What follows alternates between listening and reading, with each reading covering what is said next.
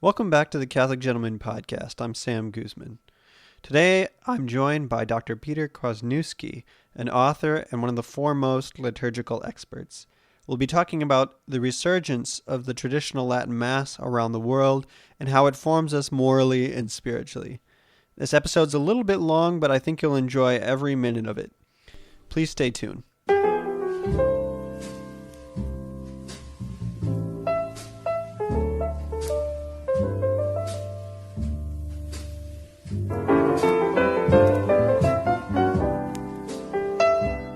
Welcome, gentlemen. Today I am joined by Dr. Peter Kwasniewski. Hope I pronounced that properly. A good Polish name. He is a Thomistic theologian, a liturgical scholar, composer, formerly a professor, but in 2018 he retired from that to devote himself full-time to writing and lecturing, and he has been writing numerous books on both theology, but also especially his favorite theme, that of tradition and the liturgy. Thank you so much for being with us, Dr. Kwasniewski. Yeah, thank you for inviting me. And when I kind of look around at the landscape of those writing about tradition, liturgy, things like that within kind of the modern church landscape, I think of you right away when I think of those authors, and you've certainly made a name for yourself in that space as one of the foremost scholars and writers, and yet your writing is very accessible. So this is a theme it's really close to your heart, the liturgy. And I remember reading one of your earliest books on the liturgy, and just being really blown away by how compelling your writing was, but as well as the themes that you were writing about. It's just powerful. But you just kept the books coming, and I was like, just one book would have been awesome. But now I think you're on your fourth book on the importance of the liturgy and tradition, and your latest one is, of course, Reclaiming Our Roman Catholic Birthright: The Genius and Timeliness of the Traditional Latin Mass. So this is a theme that's obviously really close to your heart, something that you're extremely passionate about. Why is this issue so important to you? I mean, why is the liturgy such a big deal? That's a really good question. I'm not sure that, I can't, I would be lying if I said that, like the stories of Thomas Aquinas, I was found clutching a missal at the age of 3, as they tried to dress me or something like that. I don't have, there's nothing in my family background that explains why I've been drawn so magnetically to the liturgy. I think, though, that it comes from a bunch of different angles. One thing that I've always been passionate about, at least ever since I can remember waking up to maybe what you could call a more serious intellectual life, starting to think about big things and not just little things. My attraction to beauty and to the arts and to music is something that's very powerful in my life.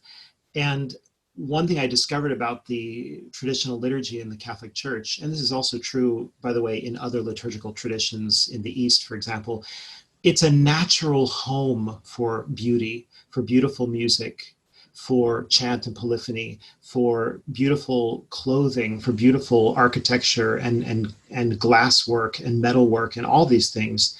And so if you're actually, I think the modern world, one of the worst things about the modern world is that it's so kind of bland and gray and uninteresting and uniform and mechanical. And when you enter into, let's say, a Gothic or Neo-Gothic church and you see a solemn high mass, it completely transports you to a different place.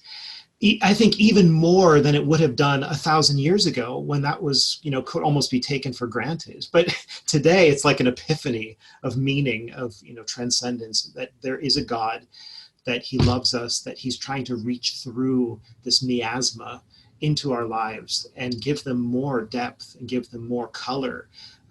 So I think that there's that aspect that certainly appealed to me. But also, as I got into the old liturgy, I was somebody who was trying to be a devout Catholic before I ever attended the traditional Latin Mass. I was just going to the Novus Ordo and praying the rosary and going to confession and just trying to do the right things. And when I got to the Old Mass and I started paying attention to the prayers, they struck me as, the real deal. Like these prayers they're thick and rich and full of religion.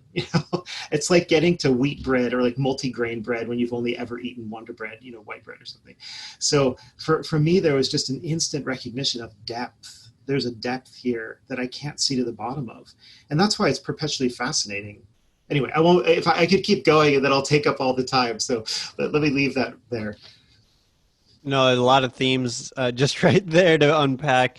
I just want to touch on one particular that you mentioned, and that's the idea of beauty. Traditionally in philosophy, they outline three transcendentals: beauty, truth, and goodness, as three really manifestations of the divine nature that we can encounter as human beings.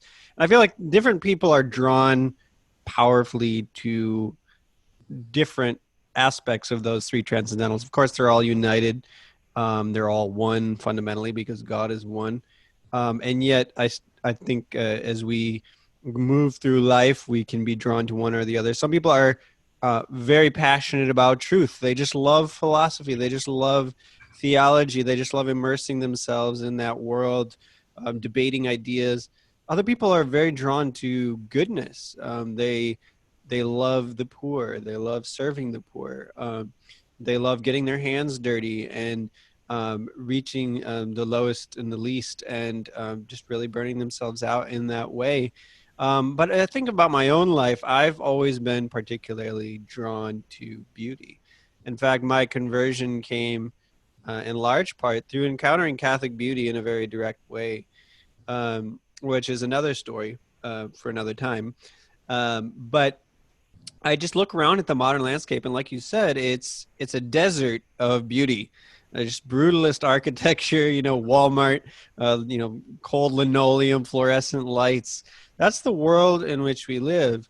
And I just, it pains me because I think even in the Catholic world, Catholics used to be known for their beauty. I mean, Mm. for our art and architecture and music, just the splendor of Catholic truth. And it was almost a point where people would mock it as just kind of over the top or decadent or something. But now we've swung to the opposite extreme where everything is bare and minimalist and stripped down.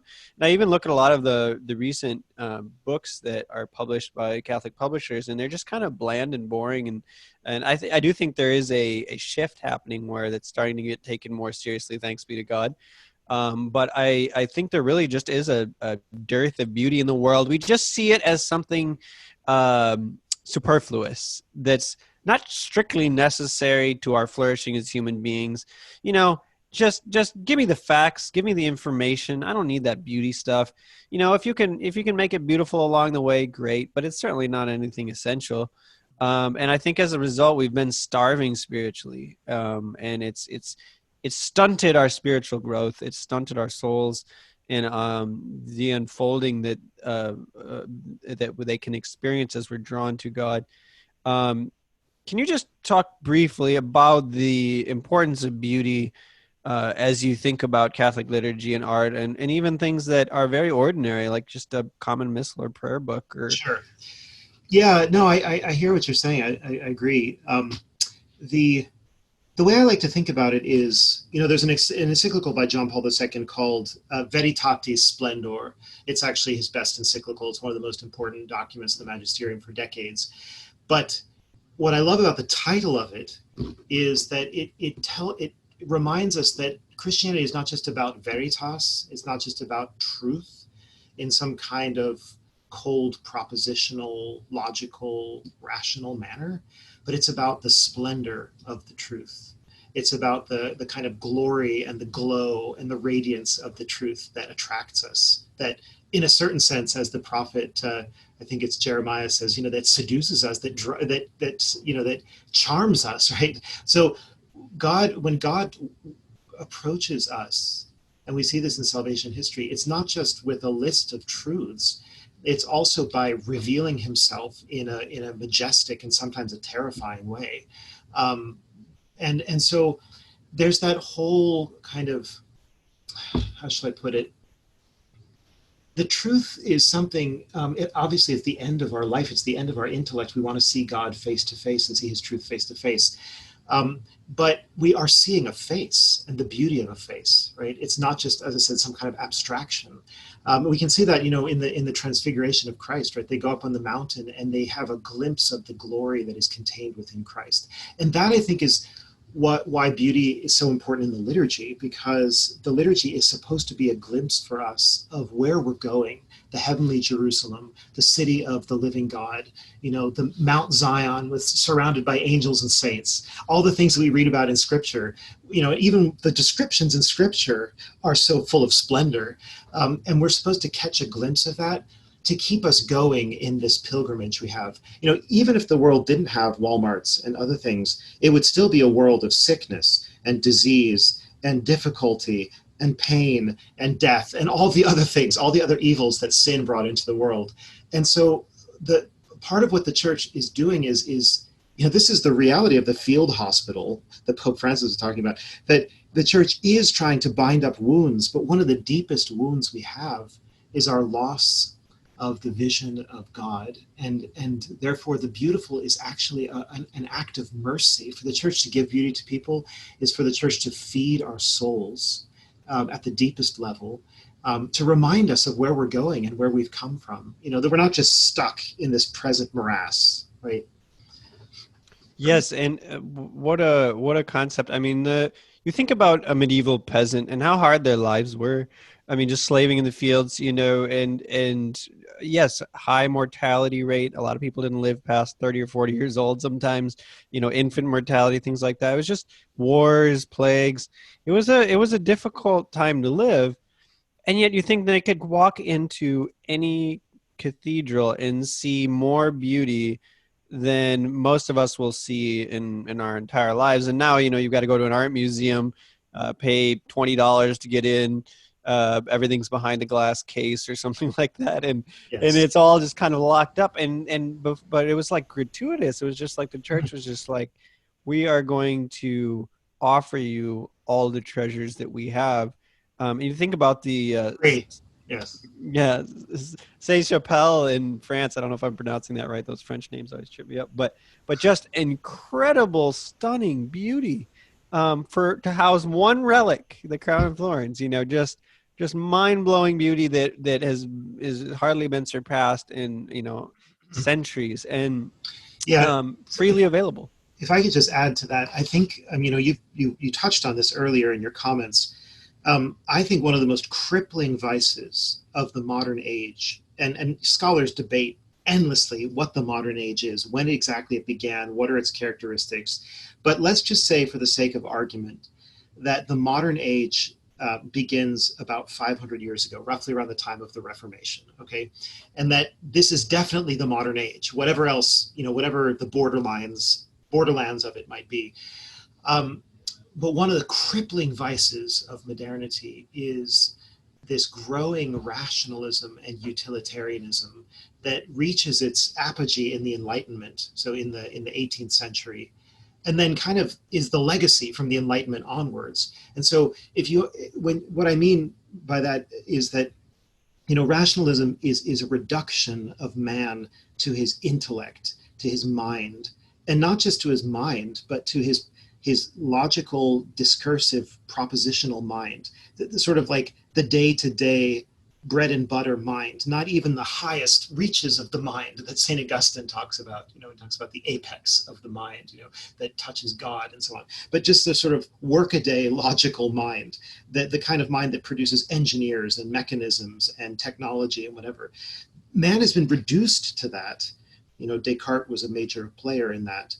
And that reductionism, the church had always kind of either deliberately or just culturally opposed that kind of reductionism by reminding us that no, man has a religious dimension. His soul has a quasi-infinite dimension to it. It's open to the transcendent. It's open to the divine. We have senses. We are sensual creatures. We need beautiful things as well. So the church was kind of a perpetual protest against rationalistic reductionism. And unfortunately, in the liturgical reform, that philosophy took over completely. Everything had to be verbal, discursive, easily understandable, spoken out loud. Everything had to be kind of cut down into bite-sized chunks for our reason. And that destroyed the sense of mystery and the atmosphere of the divine. And so that's another thing that, it really struck me as I got to know the old liturgy, is just how spacious it is and how capacious and how variegated, like how many aspects of man it appeals to at every level, from my knees to the apex of my intellect. It's all there. And it's not narrow, it's not confined. And so that's something that I think people really experience when they start attending the traditional mass versus going to the Novus Ordo, for example. Absolutely. As a Protestant, there, as you said, the Protestantism is inherently modernist in the sense that it appeals almost strictly to the intellect. I mean, if you think about what Protestant worship is, there's a few songs, and then 45 minutes to an hour lecture essentially on scripture. Now, of course, they would say the best kind of preaching does appeal to the heart, etc. But as a Protestant growing up in that world and seeing a lot of different denominations, um, it was very intellectual. I mean, the churches were bare, white walled, uh, carpeted, fluorescent lights, very much like a business center or any other modern building. And so I was just, as like I said, as someone drawn to beauty, I was just really uh, starving in that environment, and I went looking for something else and discovered the liturgical tradition, in Anglicanism and the Episcopal Church, things like that, and was drawn deeper and deeper into that. And I was expecting Catholics to be the ultimate form of that. So I kind of read my way into the church, and I was, when I went to kind of sneak off to my first Catholic mass, I was expecting something that would put the Anglicans to shame. Something very medieval, very high Mm. church, very ornate or whatever. I don't know what I had in mind. Well, I had the Latin Mass in mind essentially, but I didn't know that at the time. Yeah. But then I went to my first Catholic Mass, and I was just kind of appalled. Wait, what's going on here? It was like this crazy swirly glass thing going on, and just this casual beige, desacralized environment. And I was like, wait a minute, Catholics claim they have like the real Eucharist, the body and blood, and Yes. what's going on here? No, What is this? there's a total incoherence and Yeah. dissonance, Yep. and really a contradiction between what we say we believe and how we act outside of the traditional Latin Mass. I mean, within it, there's a perfect coherence of lex orandi and lex credendi, what we Yeah. believe, how we pray. But yeah, I mean, it's a terrible thing. And that's why, I mean, you know this, but that's why the Pew Research results are not surprising, because, that say 30% of Catholics believe in transubstantiation. Of mass-going Catholics, Yeah. 70% don't believe, 30% believe. Okay, why is that the case? Because the Mass, it's not meant for catechesis, but it is, in fact, the great catechizer. And people going to the stripped down, dumbed down beige liturgy and so forth, as you described it, they are never going to come away believing what the Catholic Church teaches about these things. And in fact, I think we can see that de facto priests, bishops have pretty much stopped teaching those things. That is, they're on the books, like all the De Fide dogmas of the Council of Trent about the Eucharist and the Mass as a sacrifice and so on. They're all on the books, right? You can't deny them. Nobody dares to deny them. But they never talk about them, because you couldn't talk about them and not be confronted with the absurdity of the environment within which they're found. Yeah, and I remember very early on, like I said, reading my way into the church, I was doing all kinds of Googling and things like that. And as I was learning about the Mass, I remember coming across a page. This was probably like 2000, uh, early 2010, um, that had the side by side, the Novus Ordo and the Latin Mass. And I had no clue what the Latin Mass was at that point. But I just remember seeing like the drastic difference in the prayers. Mm-hmm. And as I kind of came into the church and started learning more and more and more and discovering blogs like New Liturgical Movement and things like that, um, just realizing that, wait a minute, like literally almost every single rite, prayer book, everything has been completely rewritten from the ground up. And there's dramatic differences in just the whole atmosphere, the language, Mhm. everything. And we came in to the church right around the time where they were just implementing the new translation of the mass, commissioned by Pope Benedict. And we had, so for the first few Sundays, going to the Novus Ordo, we had the kindergarten language mass where Yes. it was just like, uh, you know, I don't even know how to. It was absurd Right. how God, you are so ridiculous. very big. Help us to be big like you. Yeah. Yes, exactly. And so we mercifully switched to Pope Benedict's commissioned translation of the English Mass, but still it was just shocking. And so I guess my main question though that I want to ask is, we've come to a point where almost every rite, including the rites of exorcism and things like that, baptism, everything, have been completely rewritten, which is, for, everyone talks about how resistant to change the Catholic Church is, and all this. But how on earth did this come about? I mean, how did the liturgical revolutionaries convince people that this was necessary? Yeah. How did they manage to pull this off? Yeah, it's an astonishing story actually, and I'm reminded of a historian that I'm sure you've heard of. Henry Sear is his name. He wrote a book. Well, he wrote a famous book called Dictator Pope, for which he got in trouble. They kicked him out of the Knights of Malta for that. But he wrote another book called Phoenix from the Ashes, which is a really excellent book. It's got a few mistakes in it here and there, but that's kind of this. I mean, it's a big book. It's very good though at what it does. It's a history of really, it's a history of crisis moments in the history of the church.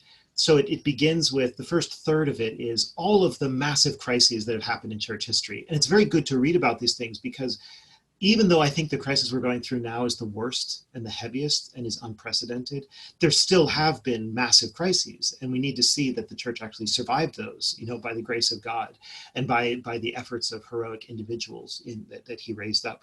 But so he shows some of these crises. And then the latter 2/3 of the book is about the modern crisis of basically the last 100 years, with an emphasis on Vatican II and the fallout. And he says about the liturgical reform, he says, as a historian, no, a historian wishes that he had a more believable tale to tell. Okay. In other words, it's so absurd when you actually get into what happened that it's hard to believe it. It's hard for readers to believe it and say, oh, but it happened. It's documented. It's not like the liturgical reformers hid what they were doing. I mean, the main architect, Annibale Bugnini, the secretary of the concilium that implemented, quote unquote, implemented the liturgical reform of Vatican II, he wrote this gigantic 800-page book in which he details almost everything that he was thinking and doing, and all of his buddies. So they're not trying to hide what they did. And still, when you read it, even to this day, with as much as I've read and as much as I know, I can still fall off my chair sometimes when I read things. Like, they'll just say, oh yeah, the church did this for 1,000 years, but we didn't like that, so we replaced it with something else. I'm like, what? Where did you get this? So the simple answer to the story, or the simple explanation, is twofold. One, there was an incredible fermentation of radical and revolutionary change in the church and in the world in the 1960s. It was already percolating before that in the church. I mean, if you know about modernism, that was percolating since the late 19th century.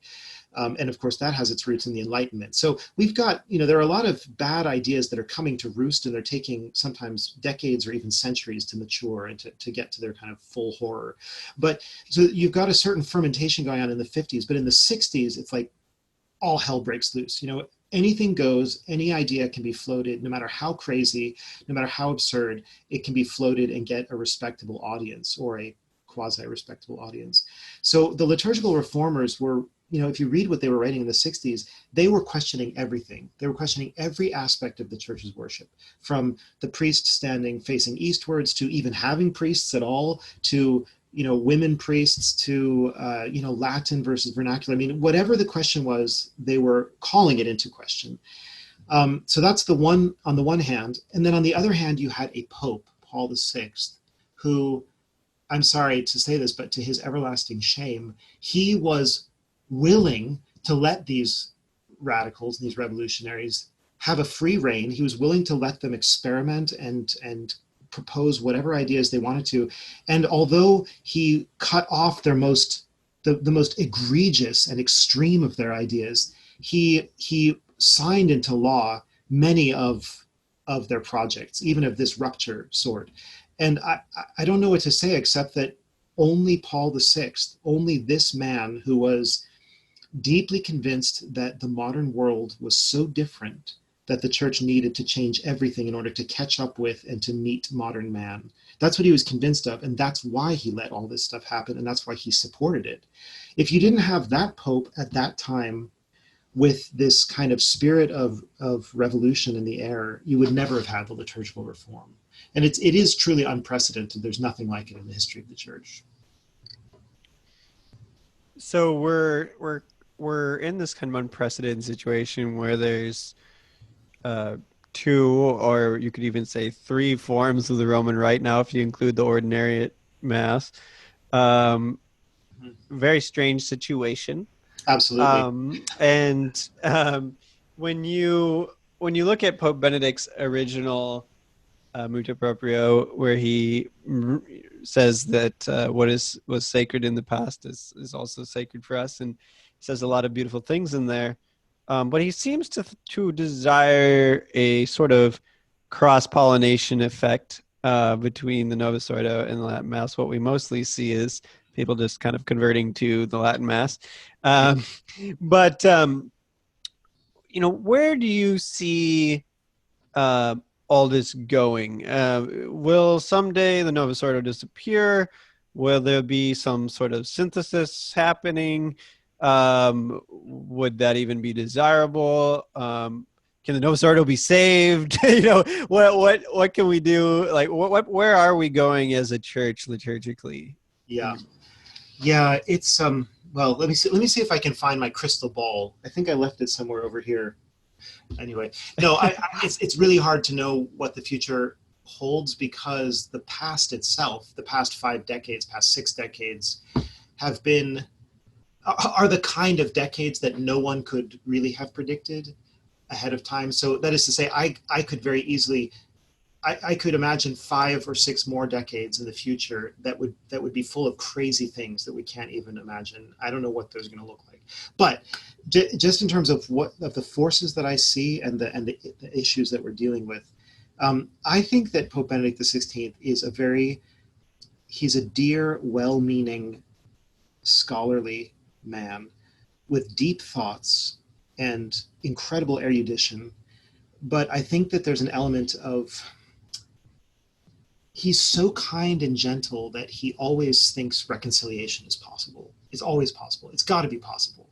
And so he speaks, and maybe he truly believes this, that if you have the old Mass, the old rite of Mass, and the other rites of the sacraments returning into the life of the church, not only will it inject fresh vigor, but somehow just the existence of that stream will come into confluence with the Novus Ordo and all these revised rites, and eventually you'll have a hybrid that is, somewhat more traditional, but not exactly the Tridentine rite. So the priest will face east, and some more chant will be used, and whatever. Well, the problem with this is it's been tried and it's not working. It's been tried in what's called the reform of the reform. That is, people who try to dress up the Novus Ordo as much like the Tridentine Mass as they can. They even introduce sort of extra liturgical things like subdeacons and they do communion on the tongue and kneeling, and they do the chant and everything. They try to do everything just so. And there are many problems. One of the problems is even when they do everything just so, it's still missing a lot that the traditional liturgy has. It's missing many of the prayers that were abolished. It still has novelties in it. And it ends up being kind of like a feeble version of the Tridentine Mass. And everybody who has experience with the Trinity Mass can see that. They're like, oh, that was nice, but let's go for the full deal now. I mean, if we can have the solemn high Mass, which developed organically for over 1,000 years, actually for more like 1,600 years, why would we choose something that's kind of cobbled together with a bunch of omissions and novelties and so on, right? So in a way, it's just defective in itself, so you can't fix it. And why would you want to have a confluence between something that's perfected and something that's defective? All you're going to get is a polluted stream, right? To me, it sounds a little bit like Benedict's proposal sounds a little bit like, well, maybe if we combine, communism and the free market, we can end up with like socialism. Well, no, we don't want that. You know, like, let's not try to combine. Anyway, that's a limited analogy, but it's just to say these things are not. It's like oil and water; they're not going to combine. You can emulsify them, but then they're going to separate again. Um, and that's what I think people experience. You have to experience it. Once you experience it as a priest, as a layman, you can see that these are two different worlds. They're two different liturgical worlds, and they don't play nicely together. They're just not. They're not. Working from the same premises. Um, so really, I think often people are frustrated sometimes with attempts to make the Novus Ordo more traditional because it's kind of against its purpose. It's supposed to be easily accessible and kind of made for the people for their comprehension. And when you suddenly make it all in Latin and people don't have missals and whatever, it gets very confusing. Whereas the traditional Latin Mass is what it is and it works the way it works, and people can enter into it and they can learn how it works. You know what I'm saying? It's like, you can kind of, you can eventually be absorbed by its own strength of character. It has an integrity to it. It doesn't have options of all sorts. And with the Novus Ordo, when you try to make it like the Tridentine, it kind of fails to be either the Tridentine or what it was supposed to be. And so it falls, as Joseph Shaw says, it falls between two stools. It's just kind of an embarrassment there. Yeah, I heard someone say once, and it might have even been you, but the Novus Ordo is like fingerprints, like no two are alike. And like that's one of the most disorienting things about it is that you can go to one and it's extremely informal and very homely and cozy almost, and then you go to another one and it smells and bells and like very much trying to imitate the Latin Mass. And this is the problem, is that a liturgical rite is by definition an established ceremonial form of acting and speaking, whereby the people who participate put aside their idiosyncratic individual personalities and they adopt a persona. They adopt a kind of role. So the priest has a role, and the deacon and the subdeacon and the laity and the choir, everybody has their roles kind of scripted for them. And a rite is precisely a formal ceremonial sort of regimentation of that, so that it can be objective, so that it's not just about Jimmy and Jane. It's not the Jimmy and Jane show. It's about Christ and his church and all the saints and angels, right? And so we have to put aside what's idiosyncratic. That's what a rite does, and that's the strength and the power of it.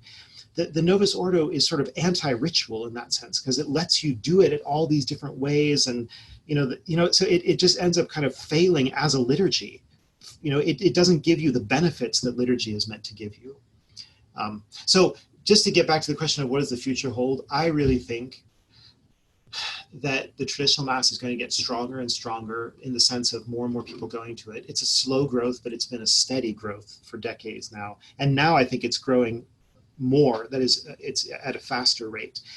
Younger clergy, I talk to a lot of clergy all over the world, actually, and they're all fascinated by it. They all do it. Sometimes they do it secretly because they get in trouble.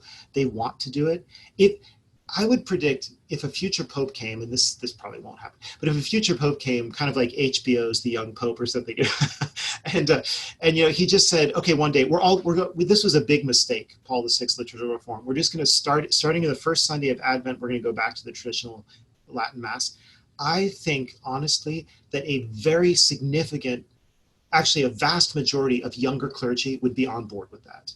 The older clergy would be writhing and howling, and they would die. But I think that right now the transition would, well, or at least soon in the future, I think the transition would not be as difficult as it would have been even 10 years ago, or certainly 20 years ago. On the other hand, there's a lot of animosity towards the liturgical tradition, I think because it represents not just liturgy, not just beautiful, solemn liturgy, but also because it represents Catholic dogma. It represents traditional morality. It represents a whole vision of the world that the modernists and the progressives and the liberals hate and have rejected for decades. And so I also think, I'm afraid to say this, but I think that there could be also mounting persecution of it in the future. That is, if these people who hate it get into more and more positions of power, they may try to curtail it. They may say this is divisive, and this is destructive, and we need to reassert the Vatican II liturgical reform or whatever. I don't think that they're going to be able to get the genie back in the bottle, but it could muddy the waters for a while. So. Yeah, I certainly could see that in the future. I heard somewhere and that about a decade there'll be more traditional priests in France than there are regular Novus Ordo Yeah, priests that's in correct. France. That's certainly correct. Yeah. Which, I mean, if that's a sign of a global shift happening. I mean, obviously we were talking. The church thinks in centuries. This is not going to happen instantaneously. I know. But yeah, it's powerful. It's magnetic. It's mystical. I heard someone say once, and I believe it was G.K. Chesterton, something to the effect that education is 90% atmosphere. And Mm. I actually think that that's more true than we like to think, where we focus on the intellectual when it comes to education. Well, just memorize this big thick catechism here, or maybe even the catechism of the Council of Trent or something. And to the modern mind, that just kind of like, we don't even know what they're talking about anymore, because we've lost all the philosophical categories, and we just don't have the logic, grammar, and rhetoric that people used to have in the past that would form their minds and things. And yet when you go to a traditional mass, there is a atmosphere that tells you everything you need to know. I mean, a complete atheist could walk in to a Yes. traditional mass and know, even if he didn't believe in what was going on, he still knew that something solemn is going on, something significant. Exactly, and that's also very important. That we were talking earlier about the beautiful and the aesthetic dimension of the faith. The church had the wisdom for all the centuries that she's been in the world. She's had the wisdom of using the language of symbols over and over, Mm-hmm. very richly developed symbols that are polyvalent, they're polysemous, they have many meanings, many levels of meanings. You can never really get to the bottom of liturgical symbols, and yet they often mean something. Well, first of all, they often have like a foremost meaning that is very clear even to the uninitiated or to the barely initiated. So it's not like a confusing cloud of meanings, but there's like a hierarchy of meanings that symbols have. Mm-hmm. um, and but also, even as you said, even somebody who doesn't know anything about the vocabulary of the Jewish Christian liturgy, because our traditional liturgy is very Jewish as well as being Christian, much more so than the Novus Ordo is. They can see this is something strange and wonderful and mysterious, and it makes them want to learn more. That is, people who see, let's say, certain liturgical vestments like the maniple. You see this funny looking thing hanging off of the left hand of the priest, and you say, what is that thing? Why Right. has he got it on? It's just one more little hook by which the church has hooked you and said, aha, there's something you don't know, and you should find out about it. And that happens over and over again with the old liturgy. It's always hooking you in one way or another. Like, why is the priest suddenly genuflecting there in the reading, for Epiphany? I never saw anybody do that before. Oh, it's because the Magi are falling down before the Christ child. That's why we're genuflecting during the gospel. That kind of irregularity, like things happen in sort of surprising ways in the traditional Mass that you're not expecting. That was completely obliterated from the reforms. They're all rational and tidy and stuff. So just one example about symbols. If you look at an old baptism, we often talk a lot about the Mass, understandably, but everything we're talking about is just as true about all the other sacramental rites. So you've been, I'm sure, to a traditional baptism many times. Catholics need to see a traditional rite of baptism if they haven't already. It is so powerful. So you start in the vestibule of the church or even outside the church, and the priest is wearing a purple or violet stole, and all these preliminary ceremonies take place in the exorcisms, and he's blowing on the child, the way that Jesus blew, and the Spirit blows over the surface of the waters, and then, and then he puts his stole on the child, and everybody walks into the church. They process reciting the creed, and then they get to the, it's the whole ceremony is very powerful. Even if you didn't follow a word of the Latin, you would know that this is a transformative experience, that the church takes it very seriously, and that it's not about you. It's about God and the soul of this child, right? There's no way to kind of horizontalize and make this into a community welcoming event or something. It's something essentially supernatural and sacred taking place.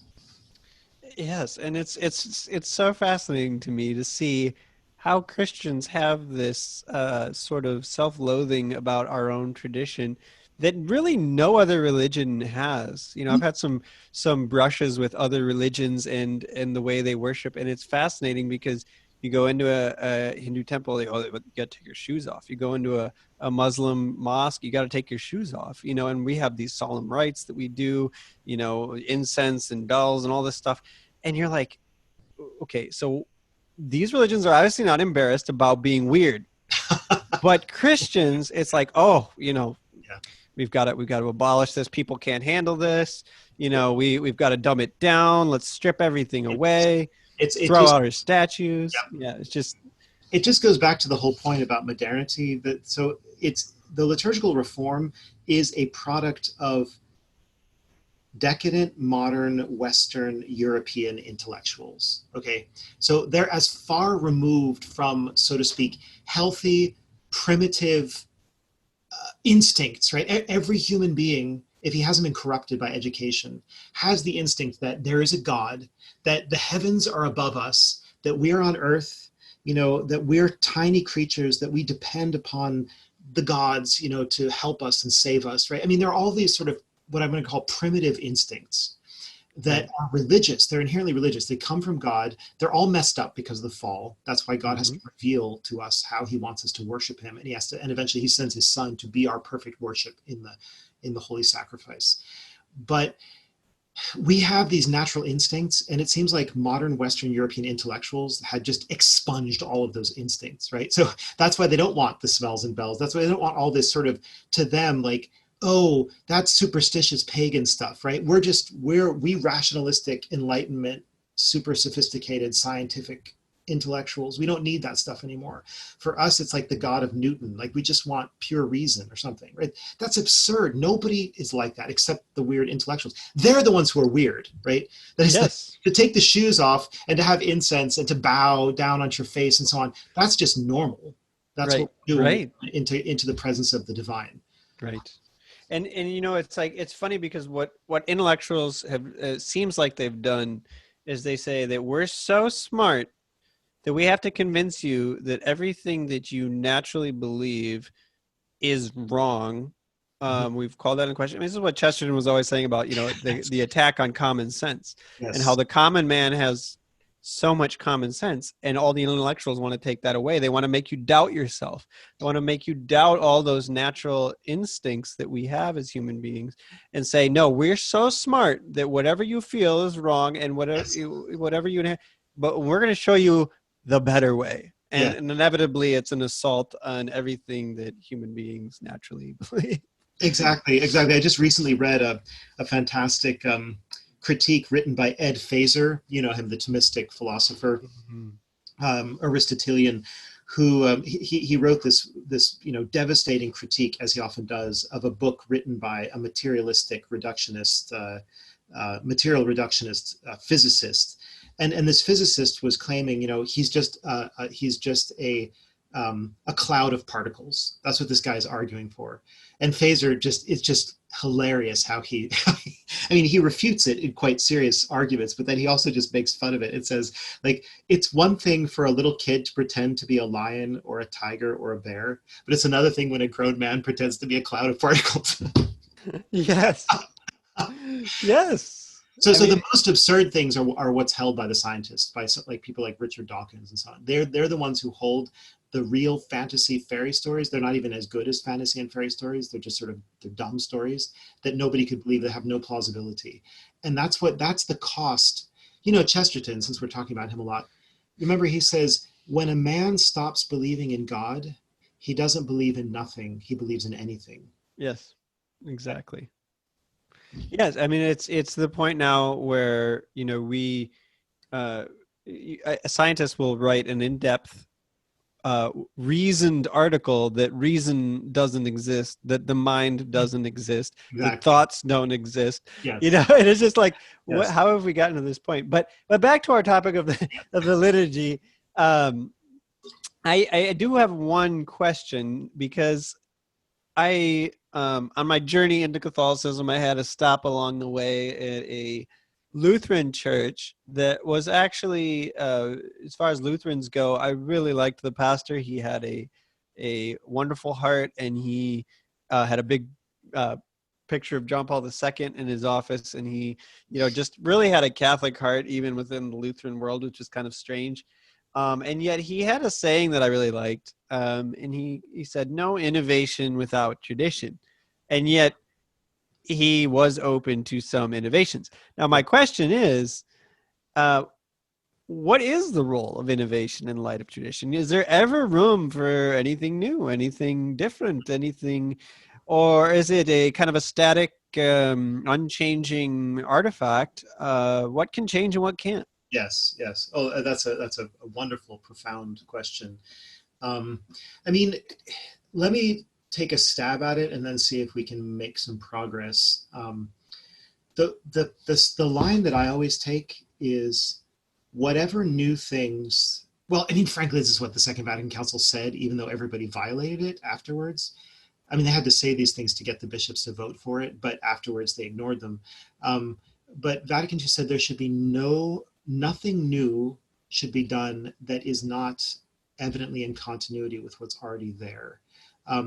Or to try to, I think that's a paraphrase, but the idea is whatever new thing we develop should seem to emerge organically out of what's already there. So, what would for it's easier for me to think about this as a composer. So when I write music, I'm writing music using the vocabulary, the harmonic vocabulary, and the rules of counterpoint and the rules of voice leading that have been traditional in music for centuries now. When I first learned composition, I learned by studying the chorales of Bach. I've studied polyphony. I've learned these rules that composers have learned for generations. All the great composers learned the same rules and the same models. But every great composer, and I'm not saying I'm a great composer, but I'm just saying every great composer in the tradition applied those rules differently. You can't, in fact, I mean, once you are a careful listener, you can recognize, oh, that's Mozart, that's Beethoven, that's Haydn. They're all in the same period. They're all writing with basically the same style, but they still have distinctive creative artistic voices. They still do new things that no one had done before, but they do them as new applications of old principles. Basically, principles are the kind of things that are inexhaustible. Like if you understand the principles of mathematics, you can prove new theorems in mathematics until the end of the world. Mathematicians will never run out of theorems, but they don't have to reject the principles in order to get new things to work on, right? So again, getting back to the realm of music, sorry, that's it. There's a composer that I'm very fond of, a modern composer named Arvo Pärt. From Estonia, and he's one of the most frequently performed composers in the world, and people love his music. People from all different walks of life love his I music. love his music too. Yeah. Yeah, it's very powerful. It's very new in the sense that he develops a style that is instantly recognizable and nobody else has done it. But it also has this timeless, ancient feel to it. And that's because he discovered his own musical language by studying Gregorian chant and medieval polyphony and Renaissance polyphony. So I find him a great example of this paradox that when you immerse yourself in tradition, you end up with new and creative ideas. I mean, I'm talking about the arts now, particularly, right? And it's the sterility of modern art is because they cut themselves off from those principles and from those models. And they say, we have nothing to learn. We don't want to learn. We refuse to learn from the past. We're going to try to do our own thing de novo, right? And it ends up looking stupid. It's like big hunks of undifferentiated nothingness, is what they end up with, because they're cutting themselves off from a whole great tradition that would carry them. The tradition carries us, It's like that famous thing about standing on the shoulders of giants. If we let the tradition carry us, we, without even trying to, will end up developing new works of art, certainly. When it comes to liturgy, novelty has a very limited place. As time goes on, the liturgy becomes more and more solidified, more perfected, more adequate to its social and mystical function, as it were. And so there's this happens with all liturgical rites. They all reach a perfection of fullness, and all they need after that are what I would call incidental uh, tweaks or incidental additions. Like, oh, there's a new saint. Let's give him a mass, and let's compose an introit for his mass. Okay, great, go ahead and do that. But it fits right into the structure that's already there. So there are new elements, but the elements are being added into a work of art that's already very full and very determinate. And so that's how I see it. I think there's a role for small innovations, but not for major ones. Major ones would be ruptures. So many thoughts swirling, but I think about how the church has had this kind of eternal youthfulness, this creativity that's sprung out in a lot of different ways and forms.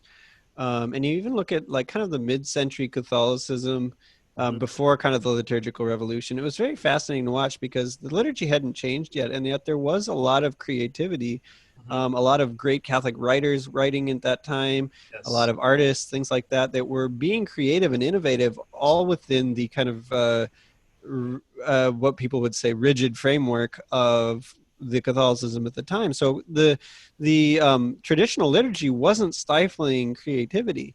And go Yeah. ahead. And see, I think what you're saying is crucial. That create the liturgy is not the place for creativity. It's Yes, not the exactly. locus of the originality.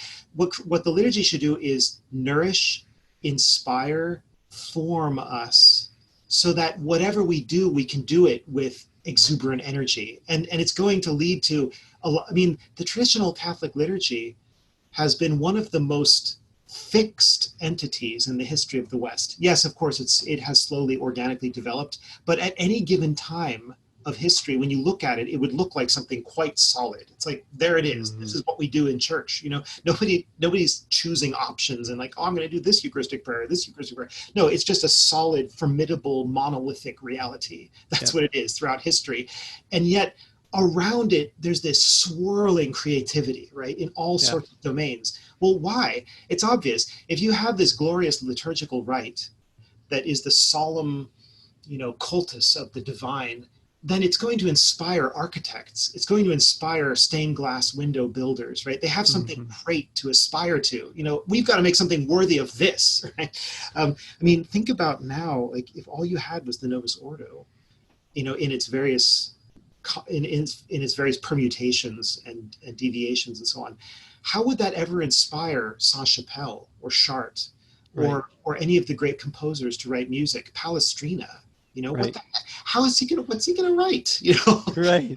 Uh, So many composers just playing on the one theme of the mass, the text of the mass. Hundreds and hundreds of polyphonic masterpieces, yeah, with the Mhm. same text. That's a great example, right, of where stability and constancy and firmness produce the offer the opportunity for endless creativity. Basically, if your target is always moving, you can't ever Right. perfect your skill. That's really what we're getting down to. I want to go a little bit far afield here, but it does relate, so bear with me. But a lot of people don't realize this, but I am in school for counseling, and one of the themes that you have to learn about as a counselor in training is working with children. Mhm. And it's fascinating to me how children develop because they need a combination of freedom within limits. You look at how a child develops, they say, well, kids are so creative, they're so impulsive, just let them express themselves. Well, what you find is that a lot of times when kids have no boundaries, they can't handle that. They start to act out, they start to melt down, they start to get worried and afraid. What kids need is consistency and boundaries that don't change so that they can then express themselves and grow and develop as human beings within that framework. And I'm reading a fascinating case study right now of a child who was severely disabled. Everyone thought he was mentally unfit. Well, come to find out, he was a genius. He simply needed boundaries and structure, something to count on, and that allowed his personality to develop and unfold as a result. And he ended up becoming an incredible genius. But he needed to know that every Thursday, this is what's going to happen. Every Tuesday, this is what's going to happen. Here are the boundaries of my existence. Within these boundaries, I'm free. I'm free to play. I'm free to do whatever I want to express Well, myself. And this is the liturgy. yeah, and the thing that you're talking about the thing you're talking about is so obvious when you look at other examples. I mean, it's funny to me. It's sad, but it's also funny that people often don't see it in the realm of the liturgy, but they can see it perfectly well in every other realm. So Mhm. think about sports, right? I mean, the very concept of a sport is to have a definite set of rules, right? You Yes. don't pick up the soccer ball with your hands. Only the goalie can touch with his hands. Everybody else can't use their hands. I mean, when you think about the rules of a lot of sports, they're kind of absurd. Like, why am I going around, whacking this ball with a stick? It's like, well, okay, golf, fine. Or, why am I hitting this ball with a racket that, and over a net? And so sports are kind of arbitrary, but they are tightly defined systems of rules. And that's what enables great athletes to arise who master, they Right. master tennis, they master golf, they master swimming, they master soccer, whatever it is, Yeah. right? That's the only way it's possible. Or similarly with poetry, right? I mean, poetry, at least in a lot of modern languages, the Romance languages, English and so on, poetry for centuries held to strict rhyme and meter, right? As you know, so iambic pentameter, the structure of the sonnet.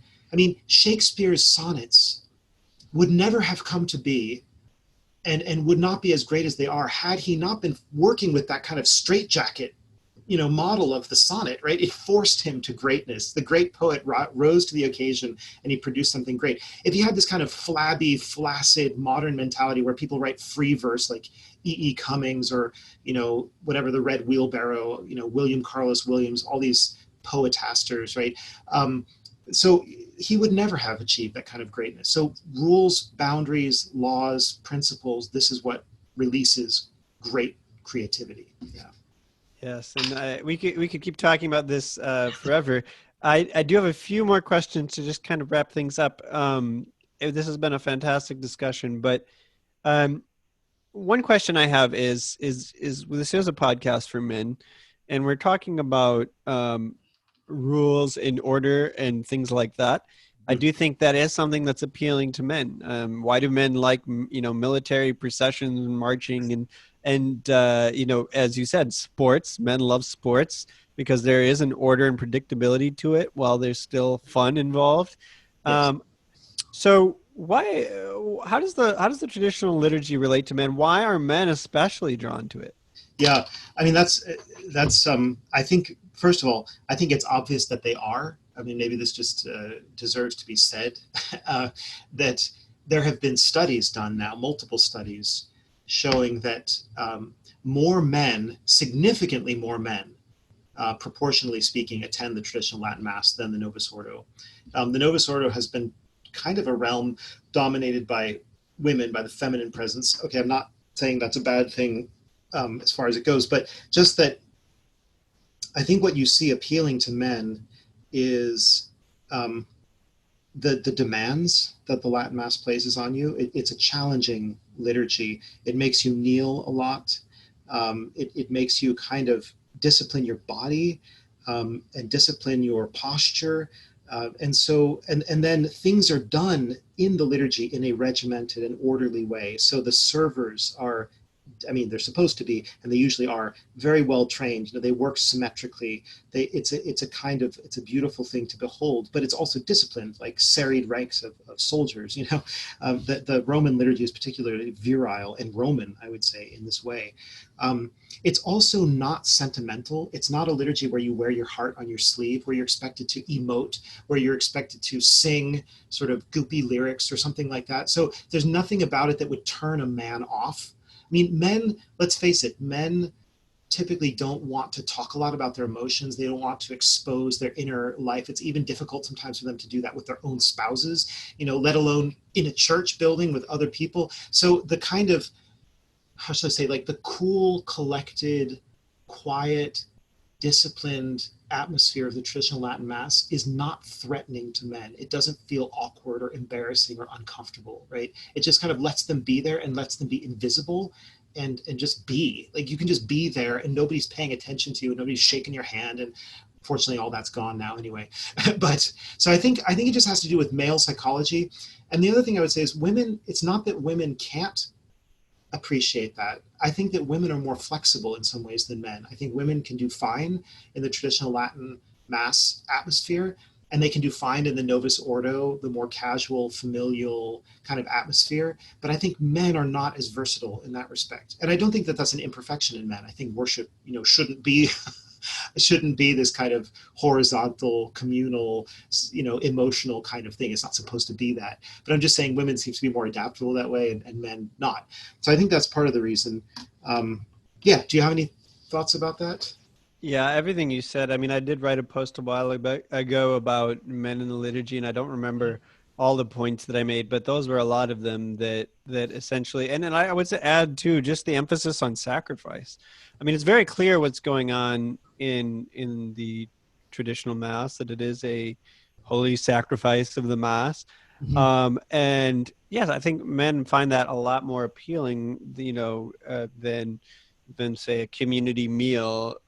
Just by our male psychology, yes, we resonate with the idea of sacrifice. I mean, I'll never forget my stepdad took us to France when I was about 12 years old, and we went to D-Day beaches, and saw the cemetery there with the the white crosses on it, and he was getting choked up because it was beautiful. It was a moment where we meditated on the sacrifice of hundreds of thousands of American men as they fought for freedom. And that idea appeals to men. Like, men love the idea of sacrificing for something higher than themselves. And they even love the idea of, contrary to what a lot of people would believe, of kneeling before something greater than themselves and Yes. humbling themselves before something greater than themselves. And I think that the Novus Ordo doesn't necessarily represent that, whereas the Latin Mass does. Yeah, and exactly. And connected with that then would be also the way that you see hierarchy displayed in the traditional Latin Mass. It's very clear, especially in a solemn Yes. Mass. You've got the priest, the deacon, the subdeacon, the servers, they're all kind of arranged according to their rank in the liturgy. And that shows very much that that's a reflection of the heavenly hierarchies of the angels, right? The angels, the seraphim are the highest, and beneath them, the cherubim, and so on, all the way down to the angels, the simple angels. So the universe is structured hierarchically. The family is structured hierarchically. The church is structured that way, right? The liturgy ought to be as well. The liturgy, in fact, should be the cosmic exemplar, or it should be a microcosm of the cosmos in this respect as well. That when we go there, we see, this is the way things are, And I think that it's actually then it becomes a kind of school for men and women and children, all to recognize authority and hierarchy. um, but I think also to recognize peace and intimacy. That is to say, it's not just about it's not just militant. It's also like there's a freedom, there's an interior freedom. I can let myself go in prayer at the traditional Mm-hmm. mass. And so I think there are many paradoxes to the old mass, but one of them is that this very kind of regimentation of it and the very solemn formality of it opens up a space of freedom for everybody, that they can just be sons of Mm-hmm. God in front of God, and they don't have to be kind of deviated from prayer and from immediate contact with God. So I think it actually combines a lot of things that people would otherwise think are opposites, incompatible opposites. Absolutely. It's funny. The very consistency of the traditional mass is what allows you to have a variety of different subjective experiences. There's times when I go to mass and I just follow along in the missal, and it's a very, I wouldn't say, it's just not a very emotive experience for me. It's just very follow along. I receive communion, and I don't feel any great emotion stirring or anything like that. There's other times though where I just want to pray. I just want to be close to Christ in that moment. I put away the missal. I just sit there in silence in God's presence and just let the liturgy unfold. And it's beautiful because you know exactly what to expect. And that enables you to worship God in your own way and in your heart. And I truly love that about traditional mass. But just to end here, I just want to end on a note of hope, because I think the liturgy wars, or whatever you want to call them, have been going on for so long, and a lot of people get burned out. But I have a thesis that uh, as many people is get frustrated by some of the liturgical revolution that happened in the past 60 years or so, that we wouldn't appreciate the traditional Mass for all of its beauty and splendor had we not lost it. And we might not think that so, but think about what if things had been different. Let's say the traditional Mass had not been abrogated, or what, it wasn't abrogated, but replaced. Um, what if it had been taken apart piecemeal? One little change here, a little change there, and before long it's so disfigured we don't recognize it. Exactly. And I think we should give thanks to God that that's not what happened, that it Right. did come back intact, and that we can worship in the rites of our forefathers now and in this time. And I think that is a hidden blessing of the past 60 years. What note of hope would you end on for the listeners? And then maybe just tell us where the title of your book again and where people can get it. Sure, sure. Yeah, I mean, for me, so by the way, I agree with you. Your thesis is mine. I share that completely. Um, I also think that if the liturgy had been, well, it was already beginning to be messed with in the 50s and 60s, even before the Novus Ordo. And so I think it was already beginning to be corrupted. But then the liturgical reforms so overreached, they did such a ridiculous job that people were able to kind of in shock, step back and say, oh, something is very wrong here, and then able to rebuild. So I think you're right. It's absolutely providential it happened that way. Given that there was going to be nonsense, it was best that it happened that way. But yeah, for me, the sign of hope, I just went this past Saturday to the solemn profession of two Benedictine nuns at Our Lady of Ephesus Abbey in Gower, which I'm sure you've heard of and seen pictures of. I know some of the sisters there, and I knew one of the nuns who was making her solemn profession. I knew her and her family, and so I went for that, and it was such a sublime experience and so full of hope. There were the community is just bursting at the seams with vocations. So many young women, so many joyful, radiantly joyful women.